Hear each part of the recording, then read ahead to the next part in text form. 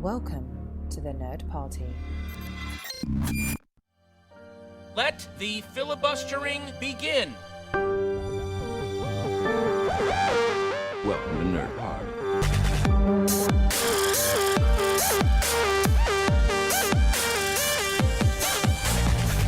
Hello and welcome to another exciting episode of Filibuster. Sadly, Matt Hansen can't join us today. He's either busy with his studies or he's still too full from the turkey. So I'm joined by Mike Schindler from Great Shot Kid. How you doing, Mike? I'm doing okay. Thanks for having me. I know it's a total joy to have you here. That I think getting you in just seemed too perfect this week. We were having a discussion in Nerd Party HQ about kind of alternative Christmas movies, and it seemed like an ideal opportunity to do a podcast about that.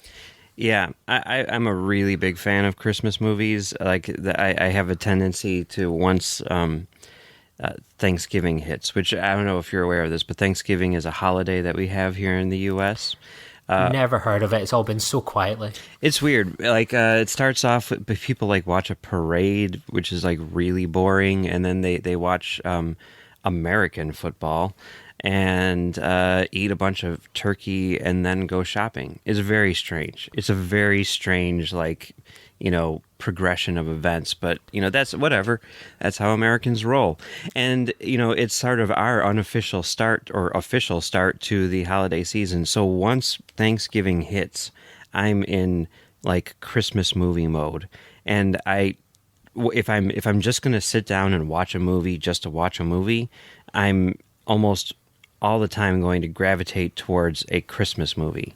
But I don't want to see It's a Wonderful Life 15,000 times a year, so I go out of my way to look for the weird, the crazy, the maybe not so Christmas movies. Yeah, exactly. Like our local kind of cinema chains here, they always have the same staples of Christmas movies each year. Elf, Die Hard, Home Alone, just so many of these kind of traditional Christmas movies. And you can take, for example, Die Hard used to be was the alternative pick for a Christmas movie. Now look at it, it's on every cinema every year at Christmas time.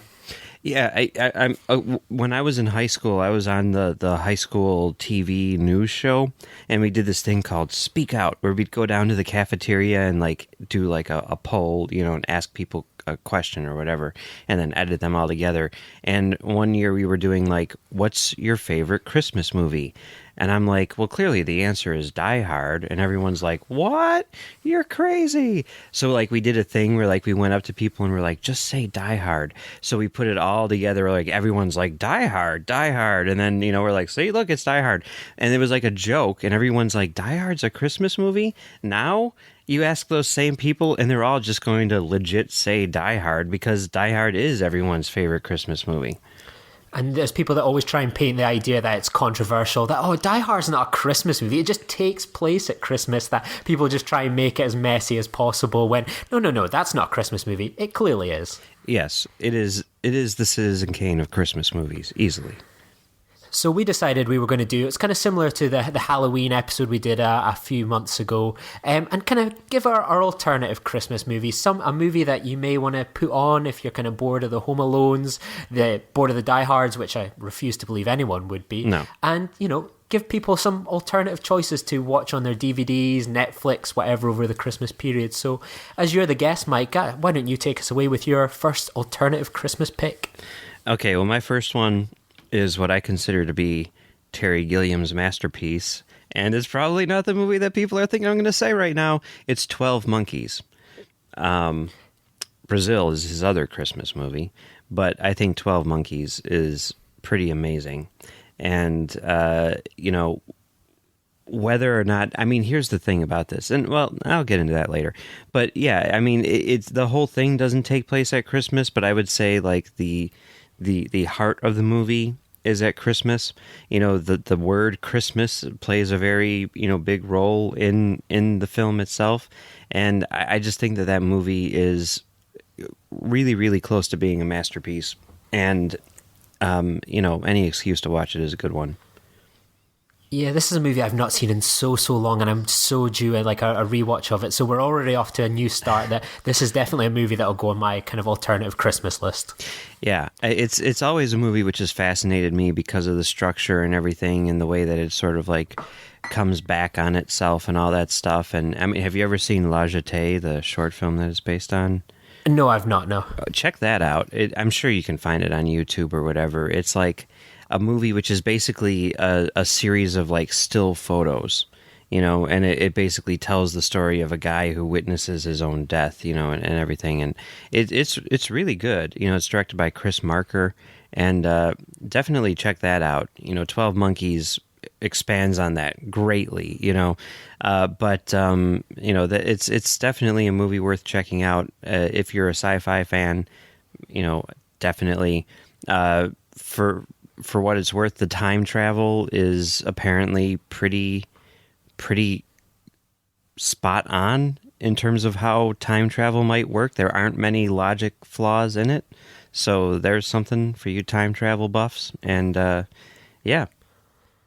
It was definitely a film when we were kind of our teenagers, when we were kind of expanding our film knowledge from kind of films that our parents allowed us to watch to films we were able to buy ourselves. Yeah. And I remember like 12 Monkeys was kind of synonymous with movies like Fargo, and reaching out to kind of expanding our movie base. And like it was just a mind-blowing film. That kind of complexity was just something that was so unique as a kid as you're used to kind of time travel movies being pretty kind of run-of-the-mill. With this, you were like, oh my God, it just kind of, you felt really intelligent if you made it to the end of it, and you could debate the points of how the time travel worked. Yeah, and Bruce Willis in a Christmas movie too, so there's that. There you go. Well, I'm going to try and go for something a little bit different with my kind of list. I'm going to kind of pick, they're not necessarily movies that are set at Christmas apart from one of them, but kind of, I believe they kind of have something in common with Christmas, have a feeling to do with Christmas, or even sort of part of the imagery of Christmas. So, even though I'm an atheist, Christmas is obviously, it's a Christian holiday, despite what consumerism tries to tell us. And when you think of Christmas, you think of the virgin birth. And now you think of virgin births, and how else can you kind of make this movie a bit of a Christmas movie? Well, these movies used to be summer movies, and they're now winter movies. So I've gone with Star Wars Episode 1, A Phantom Menace. The story of the virgin birth of Anakin Skywalker and how he became to be Darth Vader. Shock horror. I think this is actually quite a good Christmas movie to watch because I do not like the Star Wars prequels, kind of hands down. But I would say The Phantom Menace is actually the best of the bunch. That there's something kind of so bold out there that it's such a fascinating movie to watch and examine how this movie kind of failed in my eyes.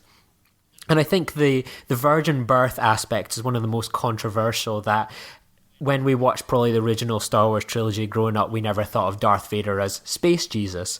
But that religious imagery is really quite heavy in Phantom Menace, that there's no kind of bones about it, that you hear that for the first time, oh, there wasn't a father. You immediately think of, oh, Shmi Skywalker is kind of Mary Magdalene, that Anakin Skywalker is Space Jesus. And, maybe it's a bit tenuous, but I think The Phantom Menace, as a Star Wars movie, family round, the kids will love Jar Jar Binks, the older people can have a nap during it, and the kind of people of my age can watch it and reminisce of days gone by when life seemed simpler. So that's mine on the list. Episode 1, The Phantom Menace.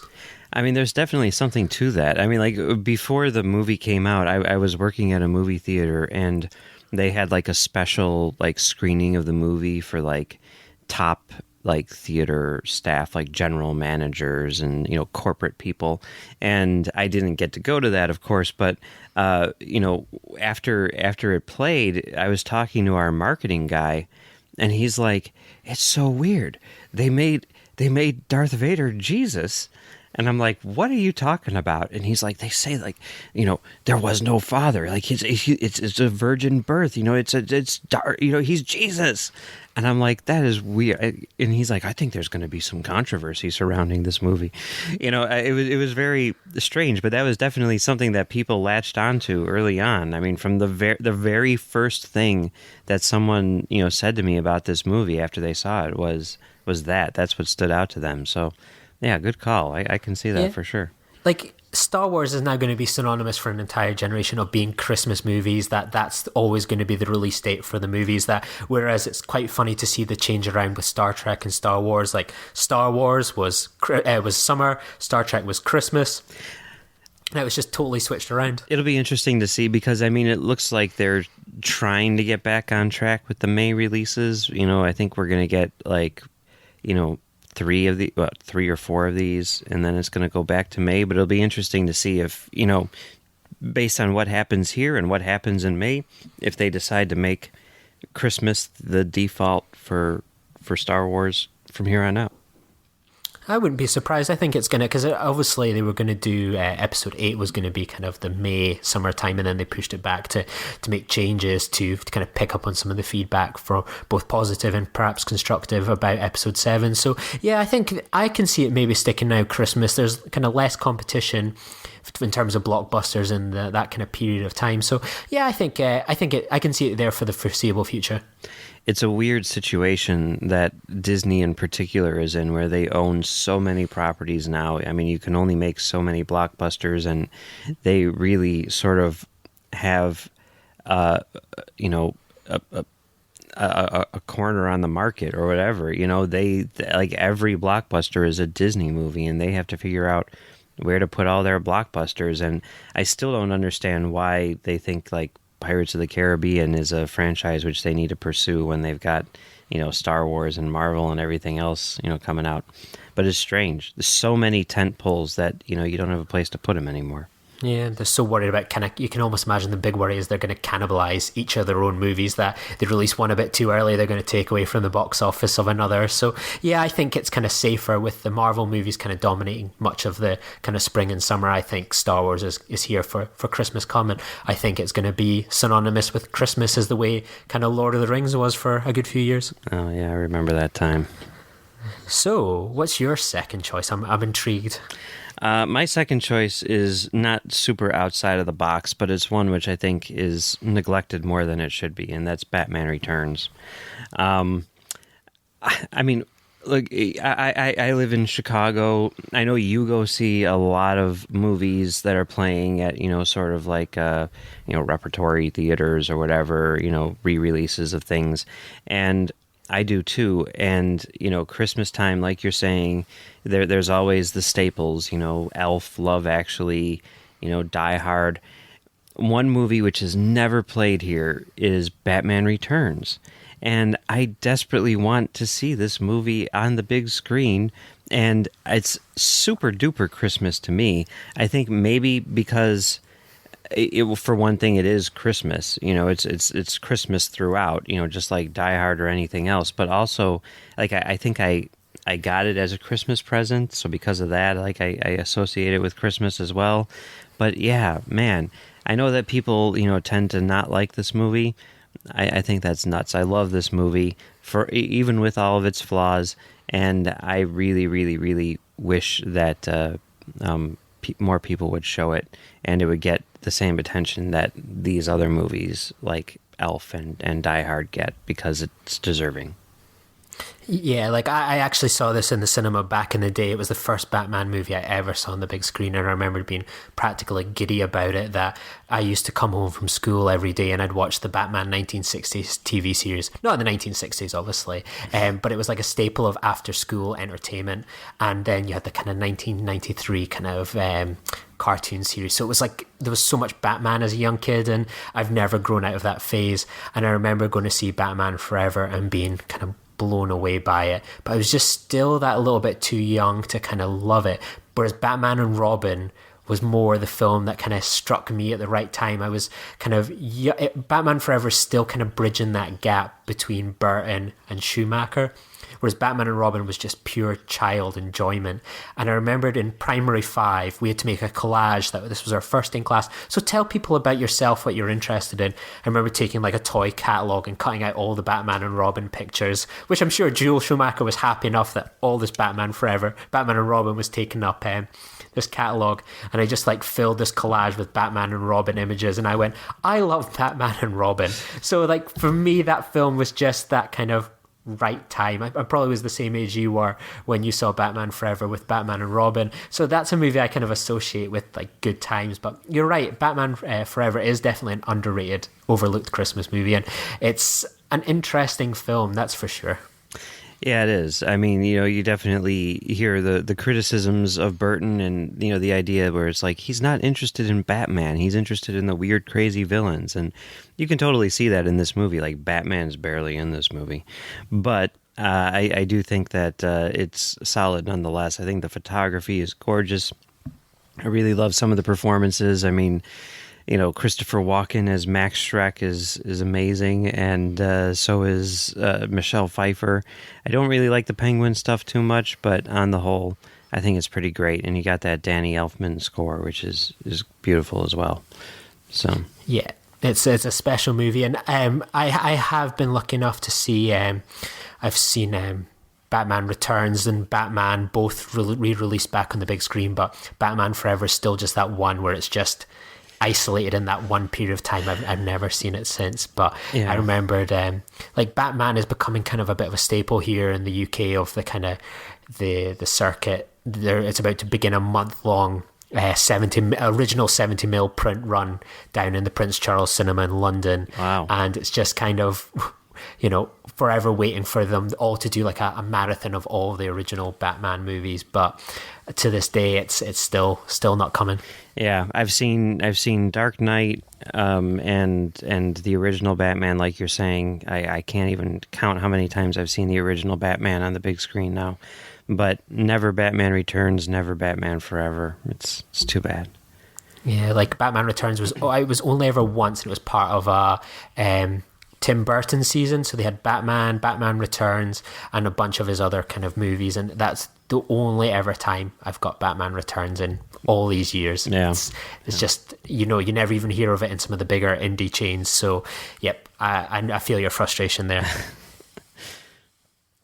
So I've gone for another one. Like I thought of kind of one of the things you always hear kids get told at Christmas is a dog's for life, not just for Christmas. And that was something that my parents always told us, that we could only ever, like, my brother always wanted a dog. No, you've got to look after it. It's not just like a Christmas present. And they always have big campaigns this time of year in the UK just promoting that a dog's for life, not just for Christmas, that it's best for its health. People may think, oh, it's a brilliant present to open on Christmas Day, it's great for Facebook likes, but be careful before you buy a dog. So taking that one step further, if you're wanting to show a movie to kids about how important it is to look after a dog, care for a dog, Best in Show. I always think that come Christmas time, I always love to watch a good comedy that, everything's so stressful with work, it's cold outside, nothing gets you more excited than just sitting down and watching a comedy. And I think Best in Show is one of the all-time greatest comedy movies, and it's a great example of why a dog is for life and the amount of work you need to put into looking after a dog, the stresses and strains of it, the financial things. I mean, I'm trying to convince myself this is a valid Christmas movie pick here, but I think it kind of goes to that image of, how much you got to look after a dog, and no better example than this Christopher Guest masterpiece. Yeah. I think I've only seen this movie once, and I mean, I enjoyed it just like I enjoy all of Christopher Guest's movies, but they really do all kind of blend together to me. And, they're almost all just like one big long movie. And I never feel the need to rewatch them. But even though I enjoy them quite a bit while I'm watching them. But Best in Show, I mean, that's one where it's got little cute dogs in it. So that's always good, right? Yeah. I highly recommend you see it again. I feel like I need to watch that one again for sure. Yeah, Fred Willard's character just steals the show. He's just like, I can't remember, he was based on some sort of American sports commentator that once did like a kind of animal show, and he was just totally out of his depth. So like Fred Willard is this like sports commentator just like commentating on a dog show, and it is just one of the greatest things ever. Honestly, you can probably watch like a montage video on YouTube of his moments of like how he's narrating this dog show, and it's just, as I say, I always think you need good comedies at kind of Christmas time, that, you know, something that's a bit of an escape. And I think kind of Best in Show really is that you can sit there and you get wrapped up in these characters, and I watch it and I would think, oh, I never ever want to own a dog in my life. It's just terrifying about how much it takes over these people's lives. And if I was to try and convince someone that, hey, look, maybe getting a dog for Christmas isn't the best idea, I would put on Best in Show. Tenuous? Yeah, maybe. Makes sense. I buy it. Good enough. I'm sure the listeners might disagree. So, what's your third choice? My third choice is Go by Doug Liman, which I think is an overlooked Christmas gem. It's a very interesting movie of like basically three stories where, you know, it starts off where you see these characters together, and then you follow this one character as she goes on an adventure. Then when her story ends, it goes back to that same first scene and follows one of the other characters as they go on an adventure, and then it does that one more time. And so it's like three separate stories about these three characters who, you know, intersect and all that good stuff. And, you know, it's a lot of fun. You know, to me, like when I first saw it, I was kind of blown away by the editing and the energy of the movie. And it's got like this really great soundtrack and this really great, you know, vibe to it. And it's quite fun and exciting, and very much sort of like a 90s alternative Christmas. And I like that quite a bit. I've not ever seen this movie, but I always remember the video. It was like a big kind of video cult hit that I just kind of missed out on. I was a bit too young at the time, and as I say, I've never seen it on DVD, Netflix, Blu-ray, anything like that. But I've always just remember that VHS cover where I think it's like Katie Holmes on the front, and like it's just this big slapped go. So yeah, that's definitely something I'm going to need to rectify this Christmas. Definitely watch it. I mean, I think I have a pretty good idea of your taste in movies, and I think that you would like it quite a bit. I think it might be Doug Liman's best. I mean, I don't know. I also like Mr. and Mrs. Smith quite a bit, but it's certainly up there. And, you know, Stephen Marioni, who's Steven Soderbergh's editor, he cut it. And it has this, and I mean, this is how they were kind of describing it too. It's like this is his second movie after Swingers. So he has that indie mentality to making this movie, but he had like a studio budget behind it. So it's like almost like a big budget indie, but it's definitely, you know, that you can tell that they're breaking the rules all the time. Like sometimes they're breaking laws, you know, in terms of like what they're doing in order to make this movie. And it's just super energetic. I mean, it'll leave you on a high, you know, and which is, I think, definitely what it's going for, because it's kind of a drug movie in a sense as well, you know, kind of like, you know, Train Spotting or whatever. So I mean, yeah, it's a lot of fun. It's definitely Christmas, and definitely check it out. Great performances. Sarah Polley is amazing, and yeah, it's written by John August. So there you go.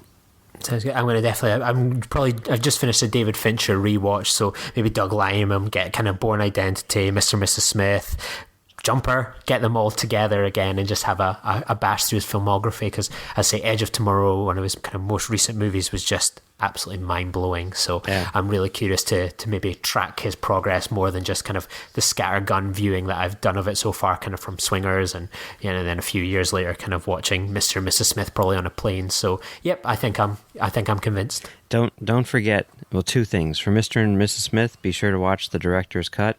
And for also, you know, be sure to stick in the first two episodes of the OC. There you go. I never watched the OC. That I was in like my last year at school, at high school at the time, when that program came out, and I remembered my girlfriend at the time was really into it. Quite a few of my mates were really into it, but like I was kind of getting into that kind of pretentious film kind of Vogue and all that sort of. I'm beneath kind of the OC, and I would sneer at it. And I thought I was far too good for the OC. And I remembered one of my friends was like, "Oh, you're just like," there was some guy in it that was a bit of a movie dork. "Oh, you're just like him, just like him." And I remember one kind of geeky thing I did with the OC was that I remembered like I watched an episode with my girlfriend, and she was like, "Oh, look at this boat. It's called Summer Breeze."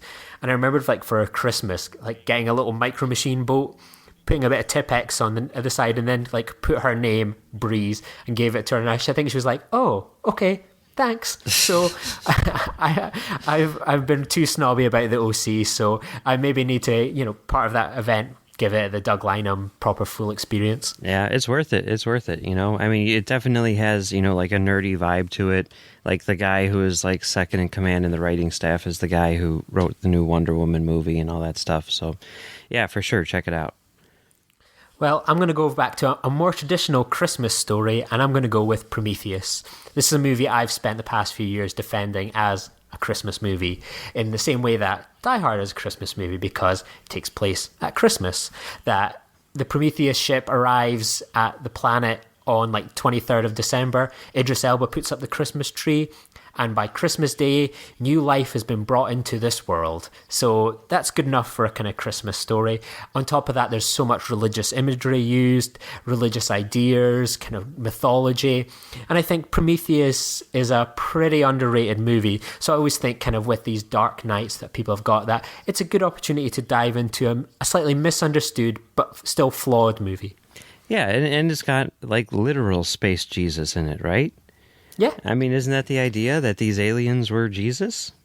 That was the interpretation I took of it. So there you go. I mean, that's pretty on the nose, if you ask me. And yeah, the fact that it's set at Christmas is definitely, a big plus for it. And I definitely consider this to be a Christmas movie, and I also consider it to be a good movie. I know a lot of people are like, "This movie is garbage." I don't understand that. I really don't. I mean, yes, the science doesn't make any sense, and yes, it is kind of a rehash of the first movie, but I think that was by and large intentional, and I think on the whole it works. Also, beautifully photographed, some of the best 3D I've ever seen, and well worth checking out. Yeah, I always remembered seeing it like opening night, and I couldn't have been more hyped for this movie. That just the other day, thanks to Facebook, on this day, I put down like the Prometheus poster had come out. This is going to be the greatest film of next year. Perhaps like no movie is going to kind of match up to that expectations. The trailers were still some of the best trailers of all time, and I was going into that midnight showing extremely hyped, maybe too hyped. I remember coming out of it and going, "Oh, okay. That timeline, why is that ship there? But that's not the planet." And like, I was really, really struggling with the movie, and it took me a couple of goes round on the kind of film to watch it on the second time. This is actually pretty good. And then I read into some more things. There's some brilliant blogs online about it that kind of really highlight a lot of the use of Greek mythology, religious imagery, and I think it makes for a kind of more interesting experience when you watch it. It's an easy movie to kind of watch and go, "Oh yeah, okay, it's a spaceship and it does this," but there's so many things that are going on behind the scenes, kind of with the writing, with the imagery they're working, and it doesn't always work, and it's not always a kind of success, but I think for the most part it's a pretty interesting Christmas movie. Yeah, it takes a lot more criticism than it has coming to it. I think it's pretty solid. Definitely worth seeing. It'll be interesting to see if Alien Covenant kind of adds to it or makes it a kind of better movie in retrospect. I think time will tell there. Yeah, it'll be interesting to see. I have high hopes for Alien Covenant as well. I kind of don't like how the studio is sort of like forcing them to make it more alien, even with the title. But I like Ridley Scott coming back, and I like the fact that John Logan is writing it, and that's exciting to me. Yeah, and I'm excited about Danny McBride in a Ridley Scott movie, so yeah, lots to look forward to, I think. Yeah. So, what's your fourth ho-ho-ho Christmas movie? My fourth Christmas movie is Hard 8. aka Sydney, by Paul Thomas Anderson. And this is the one where people kind of look at me and go, come on, really? Because, like, if you were to read the script for this movie, there'd be no indication that it was a Christmas movie, and yet it is set at Christmas. You know, if you look at the set design, the set decoration, all that stuff, there's Christmas all over it. You hear Christmas music in the background, and of course it ends with one of my favorite Christmas songs, Christmas Time by Amy Mann and Michael Penn. It plays over the end credits. So it's definitely a Christmas movie. And this is the thing which I think is interesting, and it applies to all of these movies, but this one in particular. Like, there's a reason why filmmakers choose to set movies at Christmas. You know, it's not like an arbitrary thing. It's something which is done because there is a certain mood to the Christmas season. You know, sometimes it's used, you know, as something which is heartwarming. Sometimes it's used as something which is incredibly depressing. You know, but whatever it is, you know, filmmakers tend to use this to great effect. And I think it's interesting whenever a filmmaker decides to make that choice. And PTA decided to make that choice with this movie, and I think it really does add to the film itself, because there is this sort of like lurking sort of like depression behind it, you know? Like, the world is happy that it's Christmas, and yet these characters are not happy at all, you know? And I think it works really well. And Hard Eight, I think, is an amazing movie. It's one of PTA's best. You can definitely see where he's going with this one, and it's pretty fantastic. Yeah, like it was very close to going onto my list as well. Like I'm the same as you. I'm a total Paul Thomas Anderson fanboy, and this is a movie that is still to this day not available in the UK. I had to get it like imported from America when I was like a teenager to see it.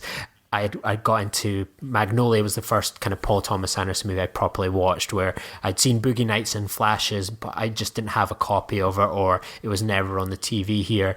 And then I saw Magnolia, my mind was blown, and then I managed to get Boogie Nights, and I was like, wow, what's this Hard Eight? This kind of, it's got Samuel L. Jackson. Oh, I need to see this Paul Thomas Anderson movie with him in it. And I got it imported from America, and to this day, it's still not available here in any format. We've only just this week as well got Punch Drunk Love on Blu-ray. So it's showing you the kind of the long journey we probably still have to get Hard Eight on any capacity here in the UK. Yeah, that's crazy. Yeah, luckily, I mean, they've never released it on Blu-ray here. The DVD, did you get the DVD, you said? Yeah, I got the DVD where it was like a really kind of pretty terrible cover, where it was just like the three heads down the left-hand side, and then the right-hand side is this kind of like mahogany, just Hard Eight. Like, it gives you nothing. It's just like this kind of like cheap cover, just like, oh, just shove it out. It's probably filling bargain bins somewhere in some petrol station in Ohio. And it is available on the UK Netflix. That's the closest you're going to get in the UK to seeing Hard Eight. And as I say, I totally agree with you. It's a very underrated movie, and it's so insightful into where kind of Paul Thomas Anderson's going to go with his career. Yeah, for sure. It's great. I'm going to move up a movie in my list to kind of echo something that you said, is that kind of the idea of using kind of Christmas, that kind of period, really heightened. It's like all emotional states are heightened. You know, it's a period of the year where breakups are most likely to happen, where romance is likely to spring. And I've gone for a Swiss comedy here called Force Majeure. I'm probably pronouncing that wrong. Force Majeure, or, you know, insert however you think it should be properly pronounced here. It's a movie about, in this kind of the Swiss Alps, this Swiss family are up there. They're just watching kind of the day go by in this restaurant in a little chalet, and there's like a controlled explosion. So the snow's coming down, and it gets closer and closer. And it's kind of the avalanche kind of cloud is coming up. So the couple are watching this unfold, and then they think, oh no, it's actually going to come and destroy the restaurant. So the husband grabs his phone and gloves and starts to run, and the mum grabs the kids. And then everything's all kind of happily ever after. It was just a bunch of dust cloud from the avalanche. Everything was okay. But then over the course of like a few days where they're kind of here on this kind of Swiss retreat amongst the snow and everything, the woman, you know, the wife starts to wonder, why did he do that? Why did he run away when it looked like the avalanche was going to hit? Why did he not try and save the children? Why was he not looking for us? And it's all about that heightened emotion. That, as I say, there is a perfectly understandable reason why divorce rates skyrocket at Christmas. Merry Christmas, everyone! And I think it's a really interesting example in a kind of seasonal movie of showing that slightly tougher side of Christmas and why emotions can get stretched, spending time together and analysing people's decisions and choices at a time of the year when we're all kind of so crammed in together. We're reunited with family, we don't get to escape from our spouses from 9 till 5. And I think this film is a really good example of relationships during a seasonal period. And the idea this, like, the young kids are worried their parents are going to divorce, the kind of all about not being able to get your own headspace during Christmas period because you're so kind of tinned in together.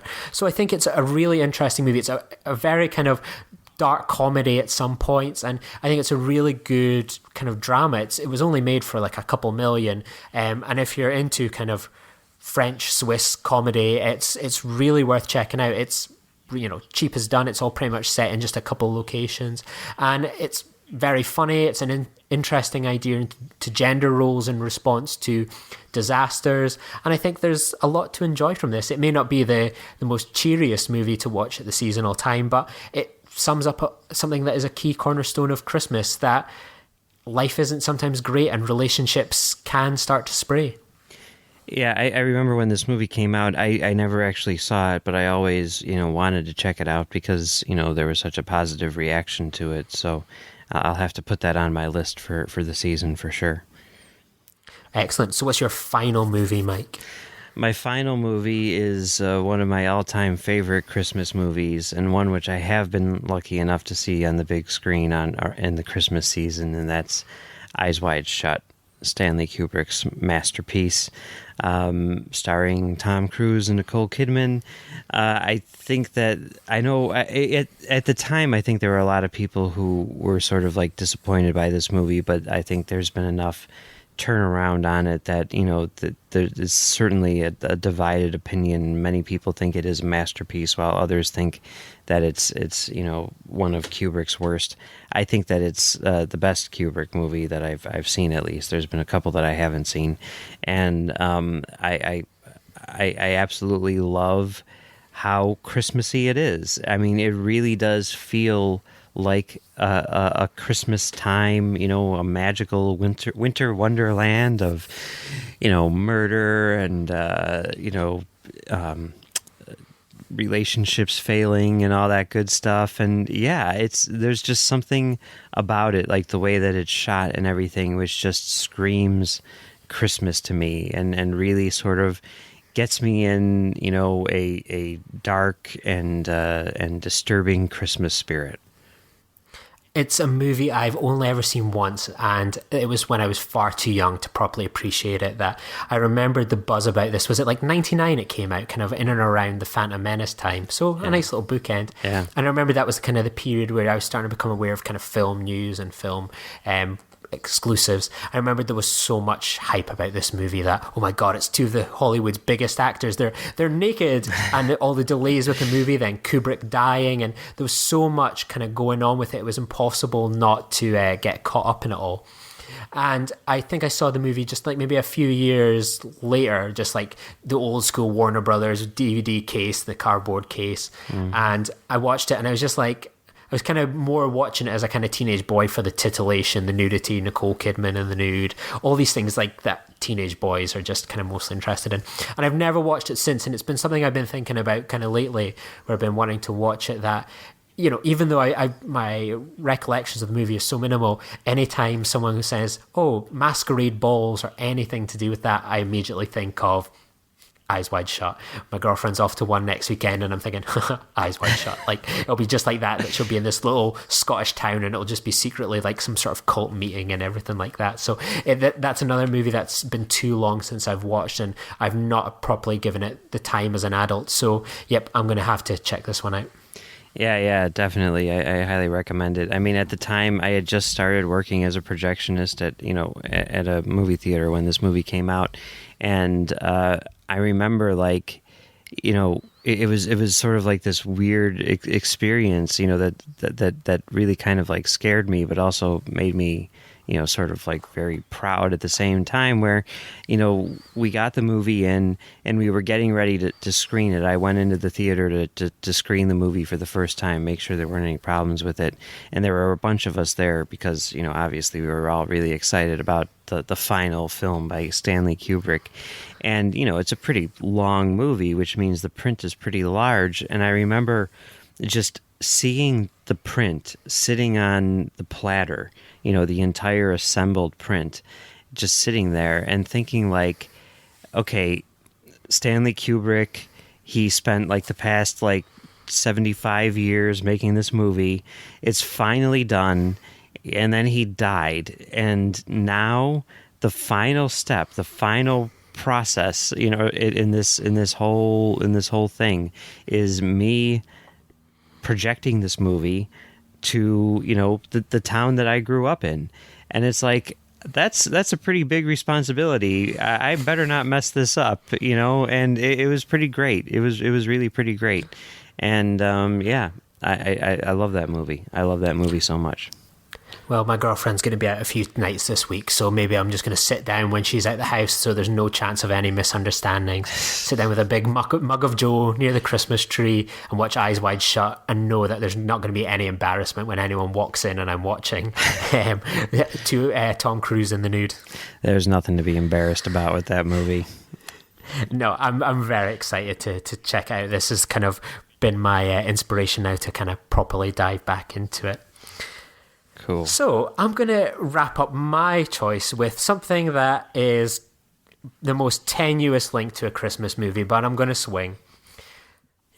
Christmas is that time of reminding people to be good, because Santa Claus is going to come down that chimney and you want coal and not presents. So, he sees you when you're sleeping, he knows when you're awake, he knows if you've been bad or good, so be good for goodness sake. If only Osama bin Laden had taken heed of that message, because SEAL Team 6 came down his chimney and they took him out. So that's a warning to you kids. So my final alternative Christmas movie is Zero Dark 30. In this age where people can, have surveillance over everything, I had a friend of mine the other day tell me that they can monitor how their kids are playing on the PlayStation and who they're interacting with. Parents see everything, much like the CIA and the FBI. So if you want to be sure that you are, being a good kid, just remember everyone's watching and they will find you if you've been naughty and you will get your coal. And SEAL Team 6 might deliver it, or Santa Claus might deliver you a Christmas present. I think Zero Dark 30 is just period like one of my favorite movies of all time. I'm really into kind of procedural movies like this where you get an insight into something that you can't possibly ever imagine what it must be like to be on the hunt for one of the greatest kind of killers of all time and the process that involves. And I think it's just a perfect movie. And I think the idea of, as I say, that people are always watching, that, you may think, oh, I'm kind of getting away with something here, I'm going to get away with it. Is it, something my parents always used to say to me, mums always find out. And in this movie, Jessica Chastain always finds out. But that idea of surveillance and kids aren't safe from anything these days. So just be careful, kids, because someone is always watching and you're not going to maybe get that extra special Christmas present this year if you're not good. So yes, have I sold you on that one? It works for me, and any excuse to watch Zero Dark 30 is a good one, I think. And I will be watching this movie in the coming weeks because in a couple weeks on Great Shot Kid right here on the Nerd Party Network, we are going to be covering Zero Dark 30 because it was photographed by Greg Fraser, the guy who shot Rogue One. So we're going to be taking a look at the movie, in particular the cinematography. So yeah, look for that in a couple of weeks. You have to give me a call then. As I say, it's one of my all-time favorite movies, and I just never get bored of watching this movie. I remember just sitting in the cinema, just my heart was racing, my heart was pounding. Just this whole idea that even though you know the story, it just builds the tension. And that's another Christmas link, that we all know the story of Jesus. So, this is another one where we all know the story, but it's given a fresh perspective through I don't know. I don't know who I'm trying to convince at this stage. Tristan, John, whoever's listening. But yeah, I think it's always a good excuse to watch this movie and kind of, we kind of in this period where, Thanksgiving's passed, but, always remembering kind of how much kind of lives have been lost in the past almost 2 decades. And sometimes it's a movie that kind of gives you that kind of pause for reflection, that we get caught up sometimes in the kind of Christmas buying and all the kind of the pomp and circumstance, and sometimes it's just about remembering those people that perhaps aren't so lucky. And I think Zero Dark 30 does a good tribute to that in everything that's going on in this movie, that it's never far away that people suffered and died, and how we should always remember that when we're making decisions, making choices, and we shouldn't be so quick to dismiss those. And it's a somber reminder in this kind of age that, we should be kind of happy for some of the freedoms that we enjoy. That's kind of another tenuous link, but I'm going to go with it. It works. So, Mike, if people wanted to tell you about their alternative Christmas movie ideas, where can people find you on the Nerd Party and beyond? Well, you can find me on Twitter at Mumbles3K, and you can find me right here on the Nerd Party doing Great Shot Kid with John Mills, where we talk about the people who make Star Wars. And you can also find me on Trek.fm doing Stage 9, where John and I talk about the people who make Star Trek. We're like Christopher Guest, where we just do the same thing over and over again with slight variations. So, yeah. Check it out. I look forward to Parker Posey and Harry Shearer joining you to discuss Rogue One next month. Can't wait. And you can find me on Filibuster, and you can find me on Twitter at Lee_Nostromo. And yeah, let us know your alternative Christmas messages on kind of Facebook, Twitter, wherever. We'd love to hear what you think and what you think of some of ours. Were they a bit too tenuous? Are they kind of secret Christmas movies you can approve of? Let us know. We'd really appreciate that. I suppose most people will be doing some seasonal shopping as well, so this is a good chance to mention one of our good friends, lootcrate.com. They're putting together some amazing kind of Christmas package, so go to lootcrate.com and enter promo code TheNerdParty, and you'll make a nice saving on your subscription for the year and all that wonderful stuff. Make someone have a happy, Merry Christmas, because they do so many amazing little trinkets and pop Funkos, and I know if I was a geek, that's what I would want for Christmas after like one of those expensive Star Trek survival suits. So yeah, go to lootcrate.com and enter promo code TheNerdParty. I love you. Bye. Join the revolution. Join the Nerd Party. Welcome to Nerd Party.